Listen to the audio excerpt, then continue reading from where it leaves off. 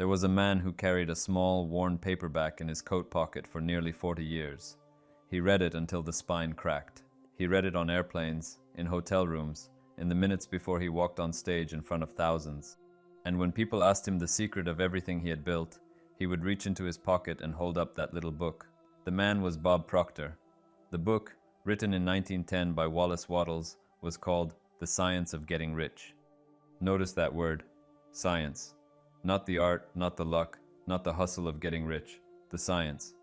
Because Wattles claimed something almost nobody believes, that wealth follows exact laws, as certain as the ones that govern water and light, and that anyone who obeys them gets rich, not might, does. Let me show you those laws, and how simple they are. Law 1. It is an exact science. Wattles opens with a line that sounds arrogant until you sit with it. There is a science of getting rich, he wrote, and it is an exact science, like algebra or arithmetic. Think about that.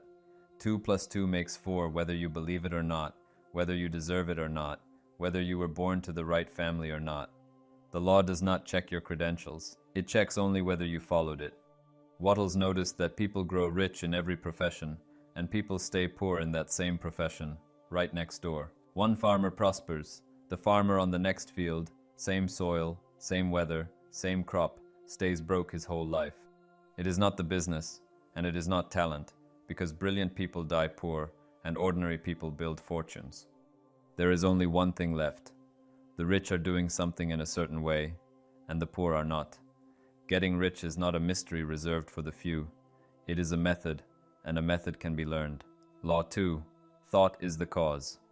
Here is where Wattles turns strange, and where all 4 teachers meet him. He said there is a thinking substance from which all things are made, and a thought held in that substance produces the very thing it pictures. Read slowly. That sounds like magic. But every teacher in this lineage said it in his own words. Hill wrote that thoughts are things. Goddard told his audiences, the world is imagination pushed out. Proctor drew it on a chalkboard 10,000 times. The image you hold in mind is the cause, and the circumstance you see is only the effect. The order matters, and almost everyone has it backwards. The world says when your bank account changes, then your thinking will change. Wattles said no. First the thought, then the thing, always in that order. The picture you hold today is the blueprint the world is quietly building toward, which leaves one question.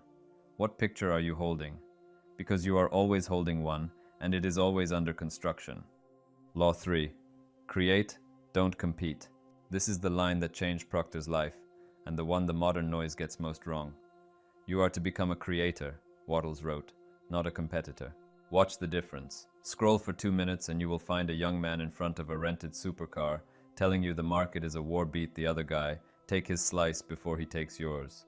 That is the mind of competition, a poor man's mind in a rich man's jacket. It believes the supply is small and running out, so it fights for scraps. Wattles said the supply has no bottom. You do not have to take anything from anyone. You do not win by grabbing a bigger piece of a small pie. You win by baking.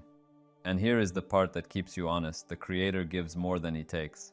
Give every person more in real value than you take in cash, and you become a source of increase the world moves toward. That is not charity. That is the mechanism. Law 4. Hold the clear picture. If thought is the cause, then a vague thought builds a vague life. Wattles was blunt. You must form a clear and definite picture of what you want. Not a wish, not a general longing to be better off. A specific image, held so steadily it becomes as real as the room you are sitting in. Hill called it the definite chief aim, and said the man who does not know exactly what he wants has no chance of getting it. Goddard went further into the picture. Feel yourself already inside the life you want, until the feeling is natural. Do not stare at the wish from the outside like a man at a shop window. Live in the end, as though it were already yours. If this is the teaching you have been hungry for, take 1 second and subscribe, because this channel exists to hand you the original sources week after week. So build the picture, then hold it. People fail not because the law is weak, but because they change the picture every few days, and a blueprint that keeps changing never becomes a house. Law 5. Gratitude is the wire. Wattles gave an entire chapter to a single feeling, and most people skip it because it sounds too soft to matter. The feeling was gratitude. The grateful mind, he said, is fixed constantly upon the best, and therefore tends to become the best. Gratitude is the wire that keeps you connected to the supply. The moment you fall into complaint about the bills, the boss, how slowly it is all going, you cut the wire. You pull your mind off the picture of wealth and staple it to lack, and the substance builds whatever picture you hold. Shinn taught the same thing through the spoken word. She had people give thanks before a single thing had changed, because thanksgiving is an act of faith, and faith is what presses the thought into the substance. You do not thank life after it delivers. You thank it first. So each morning, before the day hands you a reason to complain, give thanks for the life you are building as though the mail had already arrived. Gratitude is not decoration, it is the current on the wire. Law 6. Act in the certain way. Here Wattles parts company with every daydreamer who made a vision board and then sat down to wait.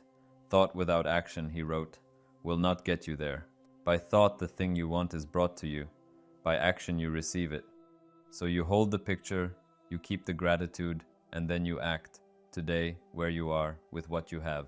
Not tomorrow, not when conditions are perfect, not in some better job you do not have yet. Do each day's work efficiently. Fill this hour with the work of this hour, and put the whole weight of your faith behind the smallest present act. The man waiting for a grand opportunity keeps missing the small one in front of him that was the doorway all along. This is the complete law, and the answer to both counterfeits, the one who only hustles and the one who only wishes. You control the thought, you feel it done, you speak your thanks, and you move your feet. Imagination and action were never rivals. They are the two halves of one science. And that is the whole of it, an exact science, thought as the cause, creation instead of competition, a clear picture, held with gratitude and acted upon now. Wattles laid it out in 1910, and it has not moved 1 degree since, because laws do not move. But knowing the law and watching it work are two different things. Belief truly arrives only when you see the first small proof with your own eyes. The first time you say the words, a louder voice calls you a liar and nothing happens. So you keep going, and one day a small, unexpected sum arrives from a direction you were not even watching, and the science stops being a theory. Now you have evidence. That first proof is exactly why I built the 1-4 day money magnet. 14 days, 1 short email, and 1 simple task a day, aimed at attracting your first $100 on purpose.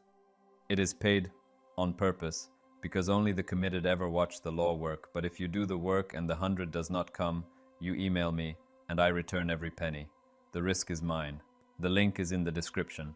Getting rich was never complicated. It was only ever simple, and simple is the hardest thing in the world to actually do. So do it. Start tonight.